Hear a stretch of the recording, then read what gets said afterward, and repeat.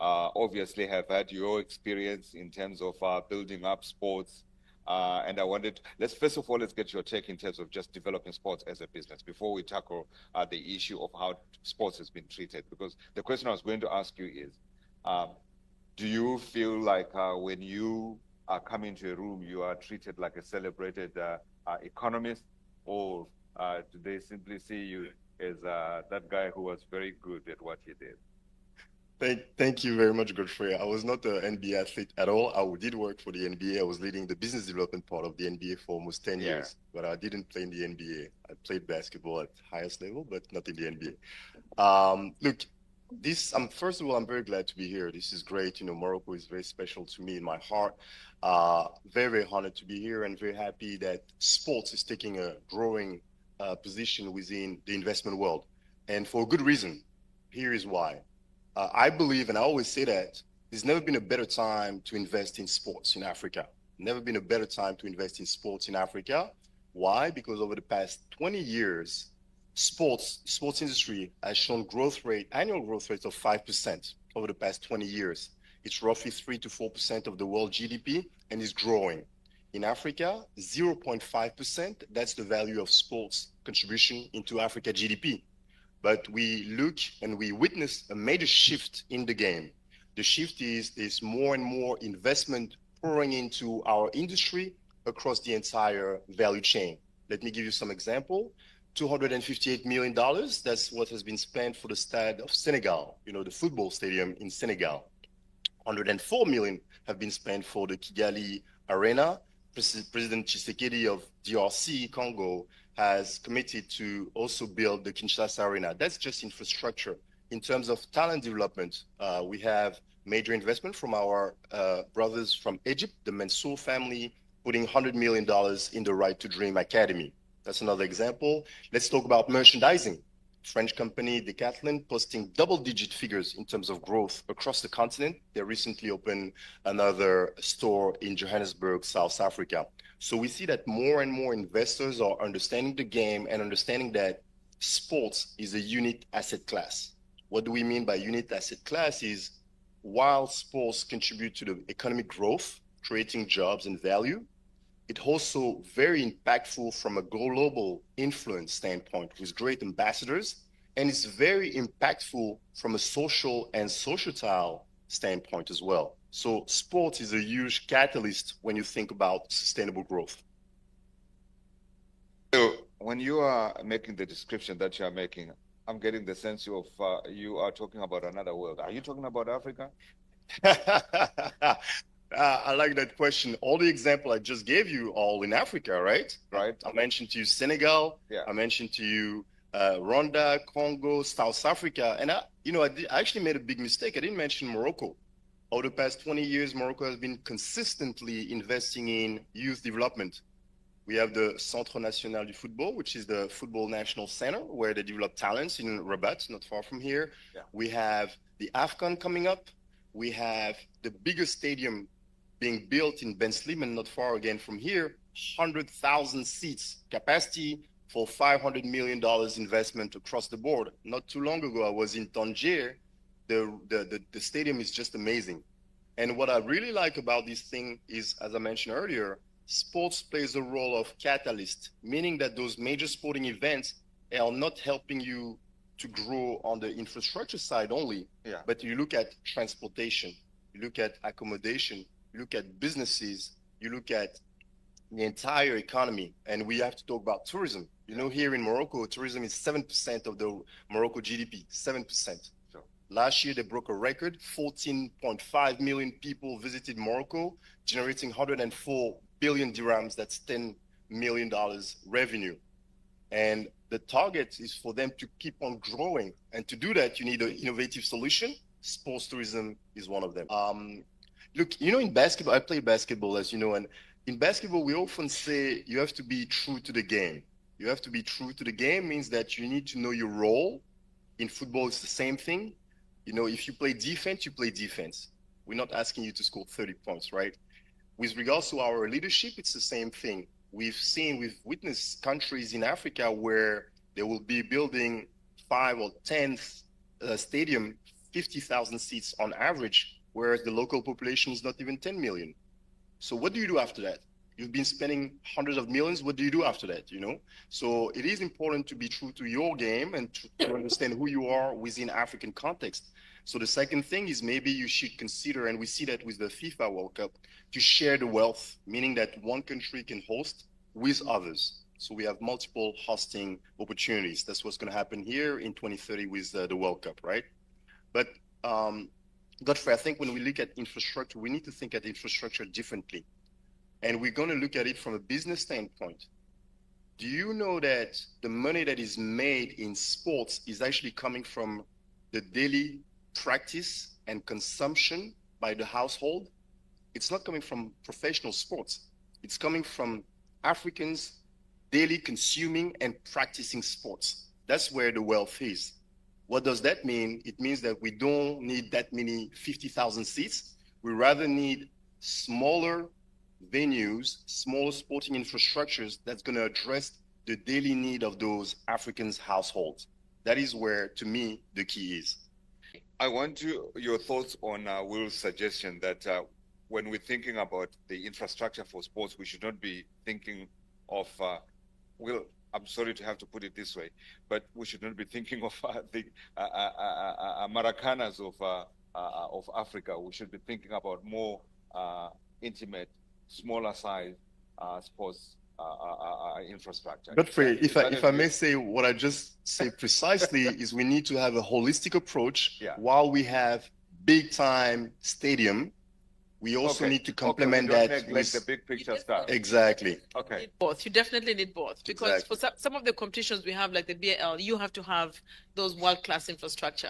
But of course, you have different users. You talked about practice, talked about smaller competitions, smaller federations. Yes, you need both. But to be able to have the world-class competitions, you definitely need big infrastructure, but not in isolation of the small ones.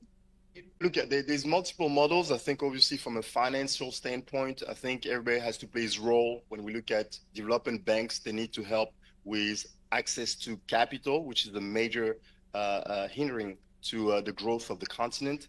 Cost of capital is another one. But when we go beyond that, I think what we expect from the development banks is for them to help with de-risking. Unfortunately, there's sometimes a negative perception when it comes to investment in sports. And we need those development banks to help with de-risking, mitigating the risk, and sometimes insuring it. And you can do it leveraging on your balance sheet, for example. I'm sure the investor would know how to do that. So that's from a financial standpoint, and that's from the public perspective, right? Right. Now, from a private sector perspective, I think people need to look at the key segment within the market. And there are so many. Sports tech is one of them. I think sports tech present amazing upside. It was a $8 billion business worldwide in 2018, and it's projected to be $31 billion by 2024. So looking at certain segment of the market and making sure that we leverage them. Obviously, public-private partnerships is a critical one, and I'm sure everybody would agree. Maybe when we look at all of these, I think there's one thing that is very, very critical, and that's I observe, and I think Claire was mentioning that earlier. It is so important that people understand the game. People have the skill set to understand what they're doing. From a governance standpoint, from an investment standpoint, people truly need to study the market and understand what they're doing. As I mentioned earlier, from an event standpoint, sports is an amazing accelerator for development. It helps you develop your infrastructure, yes, but not sporting infrastructure only. It helps you develop roads, helps you develop accommodation, hotels for tourism. It helps you develop health destination, clinics, and so on and so forth. We see our brothers in Côte d'Ivoire, that's what they did during AFCON. $1.2 billion has been spent across the board from San Pedro, Abidjan, Bouaké, for global development. So yes, sports is a unique asset class, as I mentioned earlier. Sports is a unique asset class. It does bring financial benefit. It helps you from a global influence standpoint. I think Rwanda or Morocco have been doing a great job with promoting their destination through sports. And it also helps you from a social impact standpoint. We will all agree that sports is definitely transformative. It's an amazing transformative vehicle for youth. So you see, very few assets will offer so many features. About the idea that you introduced at the beginning, where you spoke about the consumption of sports and how the bulk of the money that's consumed in sports is actually not in the direct watching of sports itself. Or is that what you said? Yeah. So what I was trying to describe earlier is that yes, the professional sports is huge, it's aspirational, it makes people dream, and it's big money. And we should definitely push for that, especially from an African continent where we have a unique opportunity to create authentic sporting content. You know, look at Canal Plus. Canal Plus just acquired MultiChoice for $2.9 million. Yeah. And, you know, they have plans to develop studios, African content, and so on and so forth, right? They actually sponsoring, you were talking about Americana earlier. This is a property that they're looking at, right?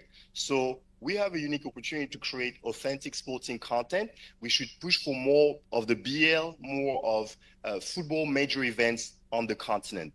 What I was saying is that those events, for example, the AFCON, it comes every 2 years. Yeah. Those major events are not on a daily basis. So what I'm saying is that when you look at the wealth created in sports, the majority of that wealth is actually not coming from those mega events. It's coming from the daily practice and consumption of sports by the household.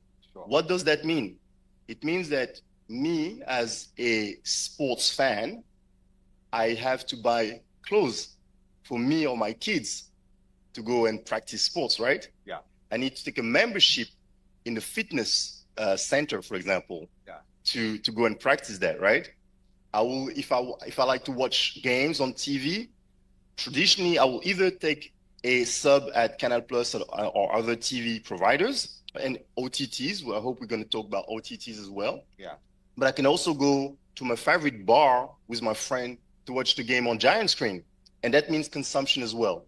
So what I'm trying to say is that we are a 1.4 billion people market. We are young, 19 years average age, and we're going to be the biggest population in the world in the near future. By 2050, 1 human being out of 4 is African.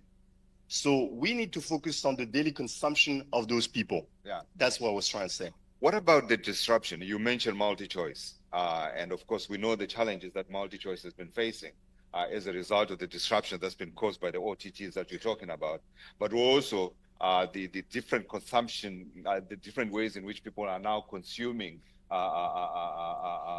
television. How do we, one, embrace that disruption and use it to grow sports on the continent? And also, what about social media? I'm in television, and we are being disrupted hugely, I can tell you, in terms of our distribution channels and our ability to reach our audiences. I'll start? Oh, yeah? Okay. Yeah. Look, Godfrey, there's one thing that is very critical to understand on the continent is, number one, the mobile phone consumption and market penetration. Africans do a lot of things with this now. They do a lot of things. They do call, text, they do socialize with it. Sometimes they can pay their bills with it. And most importantly, they get entertained with this. What does that mean is that it means that there's a major shift from a content standpoint that people, right holders, but also broadcasters, media platform that you mentioned, MultiChoice earlier, they need to understand that and they need to shift to that. We see example of ESPN, for example, in the US, where we now have ESPN Plus. Very early, they have developed platforms for people to consume sports on their mobile. And that's the youth. The youth, the young people of Africa, they like to do that. And that's what we need to understand. So yes, Canal Plus acquiring MultiChoice, as you mentioned, it's a major shift on the continent. Yeah. But to be honest with you, I think it's just the beginning. We're going to see more and more moves like that. Obviously, New World TV from Togo, as you know, they've made a big splash on the market, acquiring the football right, World Cup football rights, and recently contracted $242 million credit line from the DFI. Yeah. So I think when we look at OTT, because I think that's what you were mentioning, and social media, we need to understand that, at least that's in my opinion, people talk about the fourth revolution being technology, fourth industrial revolution to me is technology, yes, but it's actually IP, intellectual property. The intellectual property and technology allow a kid from Bulawayo, Zimbabwe, or from Yaoundé, Cameroon, to produce content with this and to put it on platforms like YouTube and make money. It allows a kid from a village to produce content, put it online, and expose his talent and potentially be recruited by Chelsea, Arsenal, and so on and so forth. And from an African perspective, this is a major vehicle to actually leapfrog and catch up with the rest of the world. Absolutely, absolutely. Final word for me, I think we should leave the investors with the top 3 investment opportunities in Africa. I think that hopefully would be very useful for them. Number 1, sports tech, $31 billion market. That's the projection by the end of 2024. Sports tech offer amazing upside, including esports and gaming. That's number 1. Number 2, health and wellness, a $5 trillion market worldwide. African likes to look good, they like to feel good, and they're going to be consuming health and wellness. Number 3, sports blue economy. We have large coastline, and we can do so much with the coastline across the continent. So those are the top 3 investment opportunities.